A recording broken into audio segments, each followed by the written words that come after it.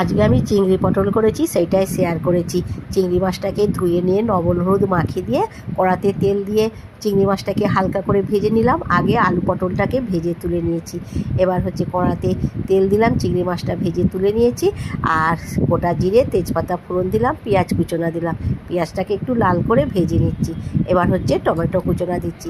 টমেটোর মধ্যে একটু লবণ দিলাম, লবণটা দিলে টমেটোটা তাড়াতাড়ি নরম হয়ে যাবে। এবার গোটা ধনে জিরে আদা রসুন আর গোটা শুকনো লঙ্কা বেটেছিলাম, মশলাটা দিয়ে দিলাম।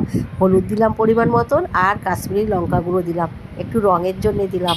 কাশ্মীরি লঙ্কা গুঁড়োয় কিন্তু ঝাল হয় না, রঙ হয়।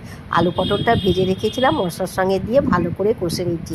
আদা রসুনের সুন্দর গন্ধ ছাড়তে তারপরে আলু পটলটা দিলাম। এবার চিংড়ি মাছটা দিয়ে দিচ্ছি। চিংড়ি মাছের জুসটা দেবো না, জুসটা পরে দেবো। চিংড়ি মাছটা দিয়ে ভালো করে মশলার সঙ্গে কষে নিচ্ছি। কষে নিয়ে এবার পরিমাণ মতন জল ঢেলে দিলাম। জলটা দিয়ে এবার একটু নেড়ে নিচ্ছি। আর স্বাদ মতন লবণ দেবো। স্বাদ মতন লবণ দিলাম, ঢাকা দিয়ে দিলাম। এবার ঢাকাটা খুলছি, খুলে 1 চামচ চিনি দিলাম। চিনিটা দিলে তরকারির টেস্টটা ভালো হয়, যেহেতু টমেটো দিয়ে আছে ব্যালেন্সটা হয়ে যাবে। চিনিটা দিয়ে ভালো করে ফুটিয়ে নিচ্ছি। আলু সেদ্ধ হয়ে গেছে।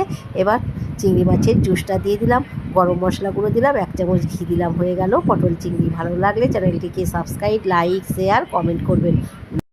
ভালো থাকবেন। নমস্কার।